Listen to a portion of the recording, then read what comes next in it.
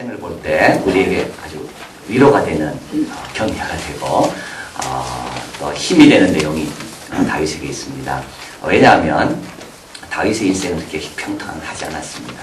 그래서 다윗은 사실 7명의 형 가려져서 양치는 목동하면서 청소년 시기를 보내죠.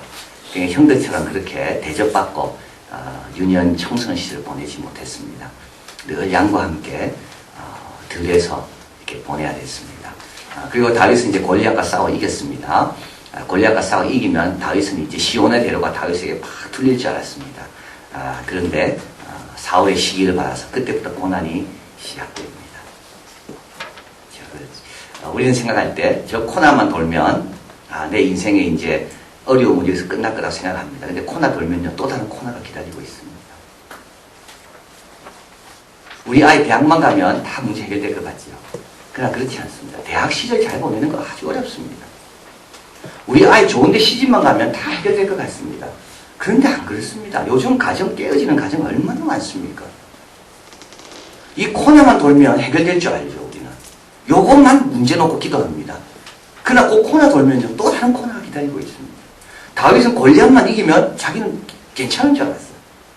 그리고 골리앗 이기는 사람에게 상 준다는 약속도 있었고, 이런데 좋은 취직하면 일생이 보장되는 약속이 있는 것처럼 골리앗 싸워 이기면 당신의 미래는 보장된다는 약속이 있었습니다. 근데 골리앗 싸워 이겼는데 보장이 됐습니까? 아닙니다. 도망자 신세가 된 겁니다. 20년 동안 도망자 생활합니다. 그리고 왕이 됐습니다. 7년 동안 헤브론에서 다스렸죠. 그리고 이스라엘 다스렸습니다. 우리아의 아내 바세바를 범합니다. 그때부터 집안에 우환이 막 찾아오기 시작합니다. 종잡을 수가 없어요. 셋째 아들이 첫째 아들 죽이고, 셋째 아들은 도망가고. 오늘 본문은 이제 다윗이 경험한 어려움 중에 제일 어려움. 하여튼 모든 것이 다 무너지는. 왜냐하면 이게 뭐가 없을 때 어려움 당하면 그래도 괜찮아요. 없으니까 당했으니까. 근데 다 갖추었는데 그걸 다 뺏긴다 생각하니까 이때 다윗은 젊은 나이도 아닙니다. 이제 다시 재기하기에는 너무 늦은 나이에요, 다윗은. 그리고 위에 있다가 내려오는 게 얼마나 어렵습니까? 밑에 있을 때는요, 괜찮아요. 조금 이렇게 못 살아도. 근데 잘 살다가 못 살게 되면 그것처럼 괴로운 게 없습니다. 이게 다윗이 그겁니다, 지금 오늘 본문에. 근데 다윗의 일생을 통해서 이게 인생이구나. 이게 하나님의 백성이 걸어가는 길이구나. 이런 것들도 잘 헤쳐나가야지만이 내가 하나님 앞에 인정받구나. 위에서도 잘 해야 됩니다. 교만하면 안 되고요. 밑으로 하나님 낮추실 때도 낮아질 때도 또 잘 감당해야 되는 겁니다. 오늘 본문에 그게 나와요. 그래서 하나님께 낮추실 때 영광스럽게 내려가야 되는 겁니다. 그럼 하나님께서 다시 어떻게 하신다고요? 다시 올리시는 겁니다. 다윗이 쫓겨가는 거죠, 오늘 본문에. 근데 오늘 본문에 보면 이제 다윗이 가장 힘들었던 이유가 이제 두 가지인데요. 첫째 하나는 뭐냐 하면 다윗은 사실 백성들을 위해서 얼마나 수고했습니까? 그런데 백성들이 다윗에게 등을 돌렸다. 이게 다윗에게 참 이게 치명적인 아픔이고 이게 참 다윗으로 하여금 좌절을 느끼게 하는 겁니다. 일생 동안 이렇게 살았는데 사무엘도 마찬가지입니다. 사무엘은 어려서부터 하나님께 바쳐져서 평생토록 하나님의 대언자로 백성을 위해 살았는데 사무엘이 나이가 드니까 백성들이 당신 말고 우리에게 왕을 세워라. 이게 그런 거죠. 여기도 본문에 보면 다윗이 약점이 있습니다. 15장 앞에 가보면 15장 앞장 2절에 가보겠습니다.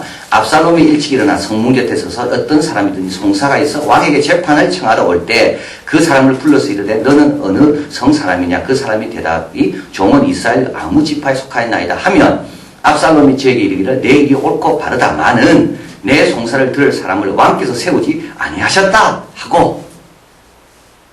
잘 보십시오.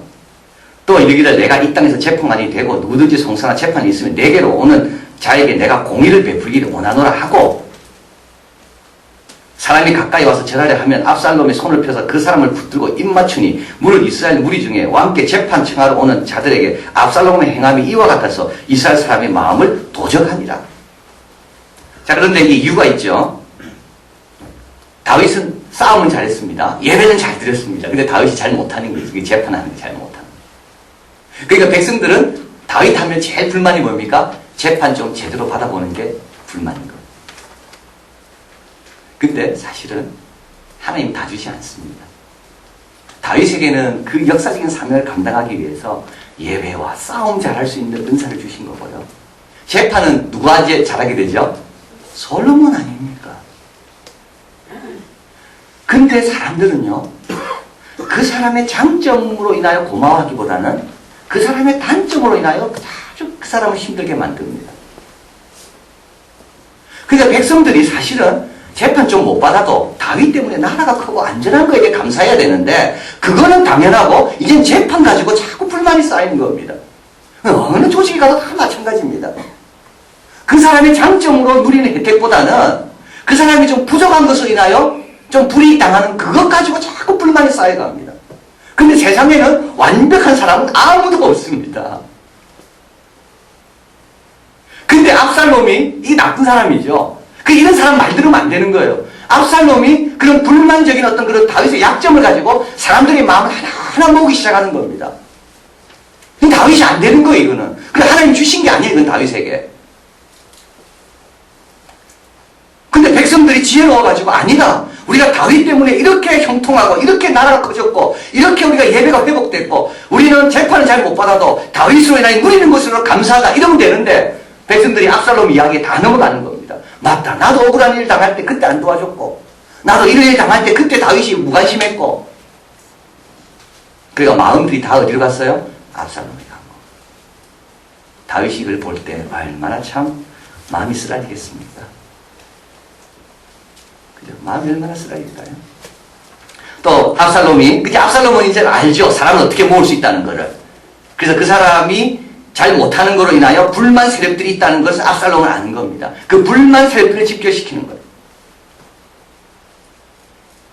그리고 또 오늘 본문에 헤브론으로 갑니다. 7절에 4년 만에 압살롬이 왕께 고하되 여호와께서 서운한 것이 있사오니 청컨대 나로 헤브론에 가서 그 소원을 이루자 하소서. 헤브론이 압살롬이 태어난 곳입니다. 압살롬이 자란 곳이고 친구들이 있는 곳이고. 근데 다윗이 7년 동안 헤브론에서 다스리다가 도읍을 어디로 옮깁니까? 예루살렘으로 옮기잖아요. 그게 헤브론 사람은 불만이 또 그 있는 겁니다. 왜 다윗이 우리가 도와줘서 왕이 돼서 7년 동안 잘 자리를 잡았는데 도읍을 왜 예루살렘으로 옮겼는가? 왜 옮겼을까요? 이스라엘 남북을 통일해서 전체를 지도하려면 헤브론 남쪽보다는 중앙적인 그리고 어느 지파에도 속하지 않은 헤브론은 유다 지파에 속한 땅이거든요. 그러니까 12지파를 다 균등하게 다스리려면 어느 지파에도 속하지 않는 그 땅, 그게 바로 예루살렘입니다. 여부수족이 300년 동안 지배하고 있었던 땅입니다. 그래서 거기 제3의 장소로 도읍을 정한 겁니다. 그런데 헤브론 사람은 이해관계에 의해서 그게 마음에 불만으로 남아있는 거.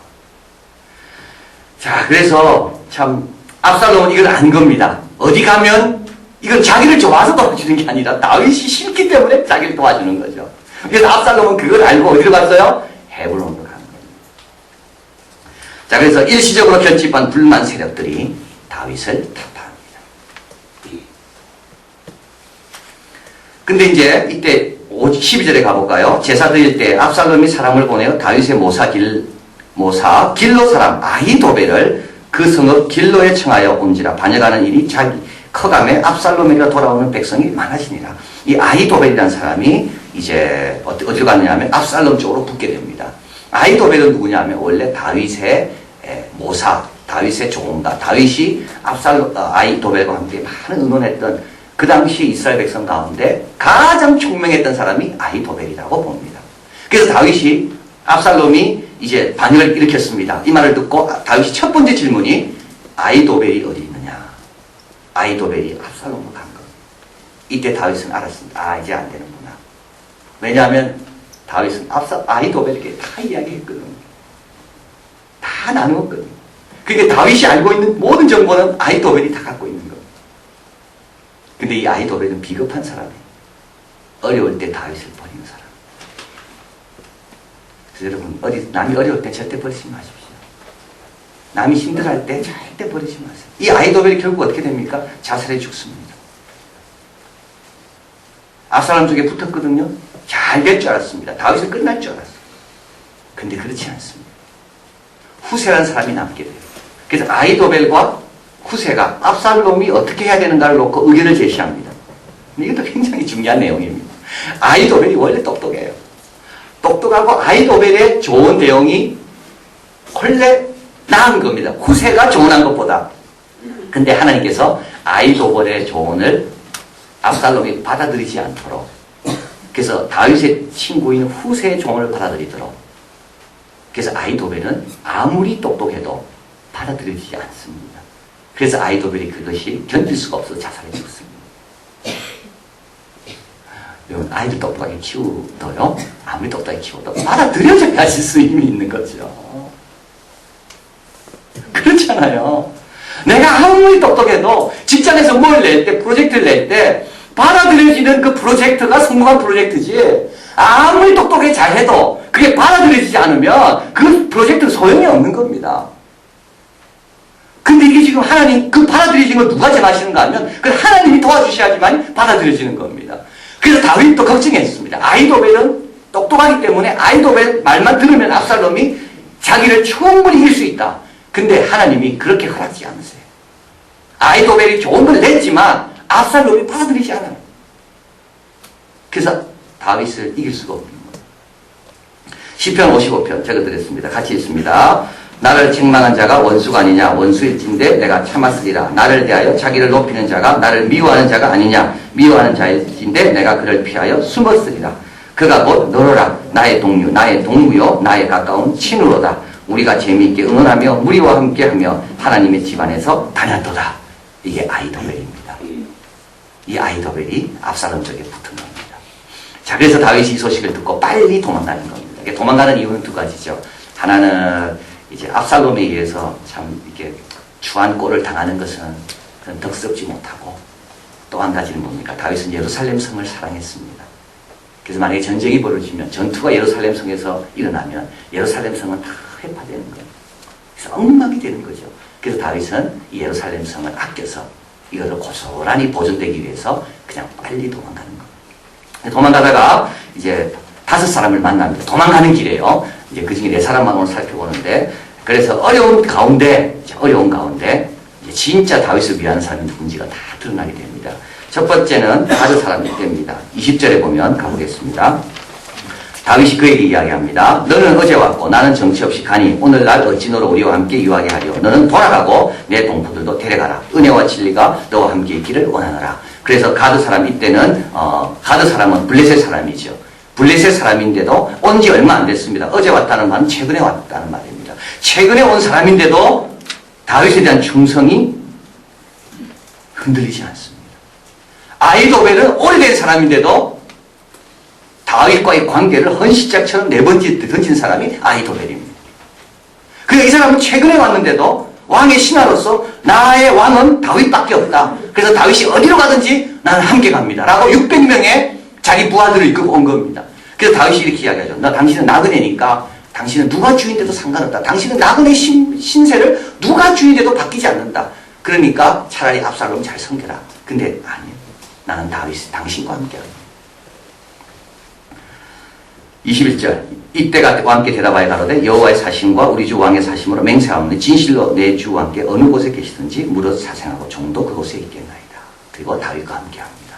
두 번째 온 사람이 제사장 사독과 아비아달입니다. 24절. 사독과 그와 함께한 모든 레위 사람이 하나님의 언약궤를 메어다가 내려놓고 아비아달도 올라와서 모든 백성이 성에서 나오기를 기다립니다. 25절 같이 읽까요? 왕이 사독에게 이르되 하나님의 궤를 성으로 도로 내어가라. 만일 내가 여호와 앞에서 은혜를 얻으면 도로 나를 인도하여 내게 그 궤와 그 계신 데를 보이시리라. 자, 다윗이 이때 이제 다윗이 어떤 사람인가 드러나게 되죠. 언약궤 갖고 가고 싶죠. 좋은 거 갖고 가고 싶잖아요. 도망갈 때. 근데 언약궤를 거기에 내버려, 하나님이 있는 곳, 원래 있는 곳에 내버려둬라. 그리고 하나님께서 나를 다시 회복시키면 내가 다시 볼 수 있다. 그래서 다윗은 언약궤를 가지고 가지 않습니다. 다시 돌려보내는 겁니다. 그리고 이 제사장 2명에게 압살롬에게 가서 압살롬이 어떻게 의논하는지 나에게 전가를 좀 보내달라. 그렇게 다윗이 그를 돌려보냅니다. 30절. 다윗이 감난산 길로 올라갈 때 머리를 가리우고 맨발로 울며 행하며 저와 함께하는 백성들도 각각 머리를 가리우고 울며 올라갑니다. 32절. 다윗이 하나님을 경배하는 마루턱에 이를 때 아렉 사람 후세, 세 번째 후세 사람이 나옵니다. 옷을 찢고 흙을 머리에 무릅쓰고 다윗을 맞으러 옵니다. 이 후세는 다윗과 함께하는 것을 이렇게 옷을 찢고 흙을 머리에 바르고 이거는 뭐 위험한 행동이죠. 야, 저 사람은 다윗과 같은 사람이라고 드러나잖아요.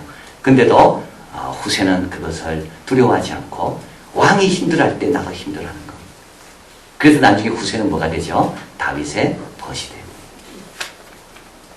그래서 다윗은 이 어려움 가운데 이런 것도 많이 있지만 그러나 다윗은 진정으로 내 벗이 누군가, 진정으로 나를 위하는 사람이 누군가를 여기서 다 발견하게 되는 겁니다.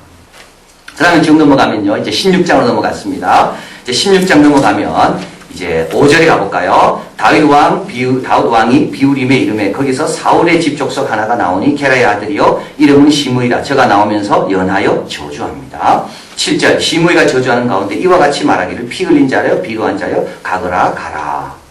그러면서 돌을 던집니다. 다윗에게. 여러분 혹시 사시다가 누가 나에게 좀 저주하잖아요. 그때 여러분 다윗을 기억하십시오. 저주는요 받을만한 겁니다. 저주 받는 거 너무 괴로워하지 마십시오. 우리 예수님도 저주 받으셨잖아요. 다윗도 저주 받고 있잖아요. 지금 돌을 던지면서 피 흘린 자여 비루한 자여 가거라 가거라. 이때 수레의 아들 아비새가 내가 강도 건너가서 그 사람 목을 치겠습니다. 이때 다윗이 가만히 내버려둬라. 적어드렸습니다. 저가 저주하는 것은 여호와께서 저에게 다윗을 저주하라 하시니 내가 어찌 그리하였느냐 할 자가 누구겠느냐. 야, 여러분 한번 보십시오. 남이 나한테 저주합니다. 이때 가서 말리지 말라는 거예요. 왜냐하면 하나님께서 그렇게 하셨다면 누가 그렇게 하겠냐라고 말할 사람이 누가 있냐라는 거예요. 이거 참 중요한 말 아닙니까? 그죠? 우리가 설교를 제가 이제 하다 보면 어떨 때는 뭐 주로 그냥 본문에 있기 때문에 설교하는 거죠. 이제 근데 어떤 분은 설교를 듣다 보면 이렇게 이야기합니다. 아, 목사님 저거 내 들으라고 꼭 저러는구나. 저거 나보고 들으라고 하는 소리구나. 근데 사실은 안 그런 경우가 너무 많습니다. 물론 그런 경우도 있습니다. 그러나 그건 아주 좀 뭐라 그럴까, 용기를 가지시라든지 힘을 내라든지 좀 정신을 차리라든지 더 부진을 하라든지 이런 긍정적인 거지. 이렇게 저주하고 그런 건 아닙니다. 근데 어떨 때는 이제 그런 경우가 있습니다. 제가 이제 전혀 상관없이 본문 이런 데로 준비했거든요. 근데 그 본문에 해당되는 분이 다 앉아 있는 거예요. 그 순간 제가 막 식은땀이. 왜냐하면 그분이 이 본문으로 인하여 시험에 들지 않도록. 왜냐하면 저는 그분 생각하고 한 게 전혀 아니거든요. 그래서 제가 설교 끝날 때까지 설교하며 기도하는 겁니다. 하나님, 그분 마음 붙들어 달라고. 근데요, 복 받는 분은 어떤 분인가? 그 다음 주일날 또 와 있습니다. 그 다음 주일날 또 와 있습니다. 그분은요, 승리합니다. 딱딱한 것도 먹을 줄 알아야 됩니다. 왜냐하면 딱딱한 것에도 영양분이 많습니다. 부드러운 것만 영양분이 있지 않아요. 딱딱한 가운데도 영양분 많이 있어요. 저주요, 하나님께서 저주하게 하시면 누가 그걸 막을 사람이 있냐? 이 다윗이 훌륭합니다. 저주 듣고 싶은 사람이 누가 있겠습니까? 저주 듣고 기분 좋은 사람이 누가 있겠어요? 아무도 없지. 근데도 하나님이 들으라고 하면 나는 듣겠습니다. 이 말입니다. 하나님이 나에게 필요해서 주신다면 나는 저주라고 나는 감사히 받겠습니다. 이 말입니다. 왜 다윗이 얼마나 훌륭합니까? 당장 건너가라. 건너가서 저 목을 베어라. 내가 이스라엘을 위해서 얼마나 많은 일을 했는데 나보고 비루한 자라고?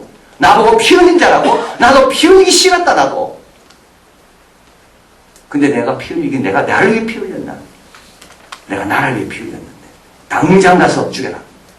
근데 다윗은 그러지 않습니다. 내가 어찌 하였느냐 할 자가 누구겠느냐? 내가 어찌 그리하였느냐 할 자가 누구겠느냐? 그 사람에게 다가가서 어떻게 그런 말을 내한테 할 수 있습니까? 라고 말할 사람이 누가 있겠냐? 하나님이 하시는데 다윗을 다 받아들입니다. 그리고 여러분 뒤에 한번 가보겠습니다. 그리고 나서 뭐라 이야기하는가 하면요. 다윗이요.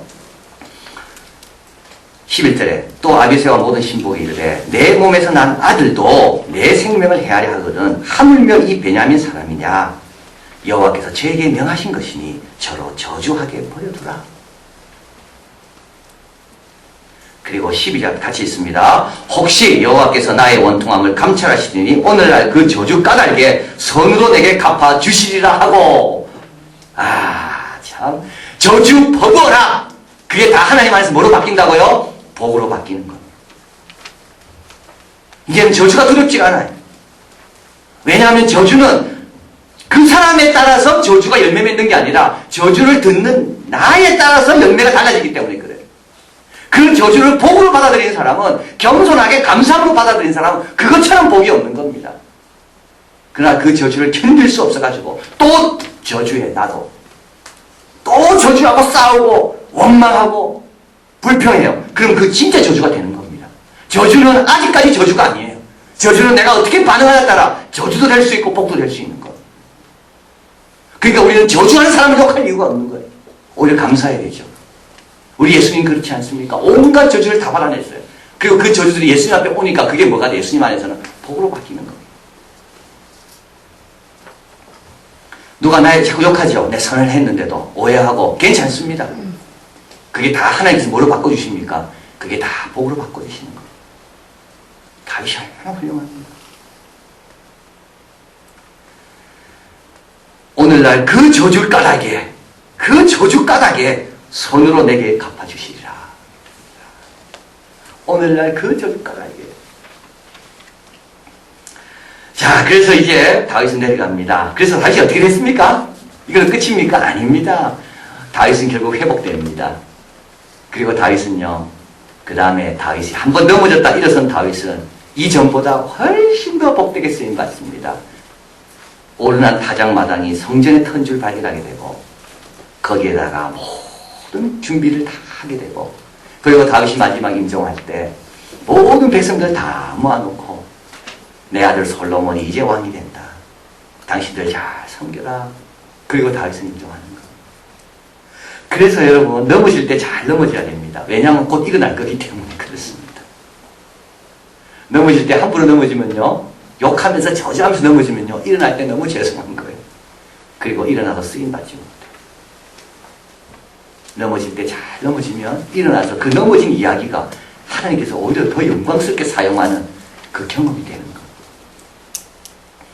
고난이 여건이 올 때 더 좋아지는 사람이 있는가 하면 더 나빠지는 사람이 있습니다. 꼭 기억하십시오. 고난과 역경은 자동적으로 우리를 좋게 만들지 않습니다. 그걸 받아들이는 사람에 따라서 어떤 고난이든지 그게 나를 좋게 만들 수도 있고 나를 더 나쁘게 만들 수도 있습니다. 그건 나한테 달려있는 거. 고난에 달려있는 게 아니라 나한테 달려있다. 국가의 부와 빈곤이란 그 책 저번에 설계하면서 말씀드렸는데요. 이 책 이제 마지막 부분에 가보면 이런 내용이 나옵니다. 이제 이 사람은 부와 빈곤은 결국은 이제 그 한 국가의 부와 빈곤은 어떤 국가 정책, 어떤 국가 방향, 국가의 분위기, 문화, 이게 중요하다는 말이 있는데요. 가난에 대해 가장 성공적인 처방은 내부로부터 나온다. 외국의 원조, 도움은 되지만 횡재로 얻은 부처럼 해가 될 수가 있다. 노력하고자 하는 의지를 꺾고 무능이라는 의식을 심어줄 수도 있다. 중요한 것은 원조가 아니라 근로, 검소, 정직, 인내, 끈기다. 이처럼 자발적 능력을 부여하는데 효과적인 것은 없다. 자발적으로 내 능력을 자꾸 갖도록 자극하는 것은 뭐라고? 외부 원조가 아니라 내 끈기, 인내, 검소, 정직 이런 것들이라는 겁니다. 남이 나를 도울 수 없다는 거예요. 내가 하지 않는 이상은. 이 세상에는 주로 낙관주의자들이 승리하는데 그것은 그들이 항상 옳았기 때문 아니다. 긍정적이기 때문이다. 기적은 없다. 완전한 것은 없다. 독단을 피해하며 잘 듣고 잘 보며 수단을 더 잘 선택하기 위하여 목적을 보다 명확하게 규정하도록 노력해야 된다. 기적은 없습니다. 완전한 것도 없습니다. 잘 듣고 잘 보며 내 목적이 뭔지 그 목적에 합당한 수단을 선택하는 것만이 내가 할 일이고, 그러면 어떻게 해요? 넘어져도 일어날 때 영광스럽게 일어나는 거죠. 우리 예수님 돌아갔을 때 잘 돌아가셨기 때문에 영광스럽게 부활하시잖아요. 돌아가실 때 추하게 죽음했다면요, 그 부활이 얼마나 참 부끄럽겠습니까? 부활을 믿는 사람은 넘어질 때도 영광스럽게 넘어진다. 그래서 이제부터 우리는 어떻게 살아야 되는가? 우리는 어떻게 살아야 됩니까? 뭐 남이 내 저주했다고 너무 괴로워하지 마십시오. 남이 내 수고에 나눠준다고 너무 힘들어하지 마세요. 하나님 안에서 그것도 다 하나님 바꿔주시고 그 인생 살면서 그게 우리 과정입니다. 그거 다 겪어야 되는 겁니다. 그러나 그 겪을 때마다 다윗을 기억하면서 신앙으로 믿음으로 기도로 고난이 통해서 더 좋아지도록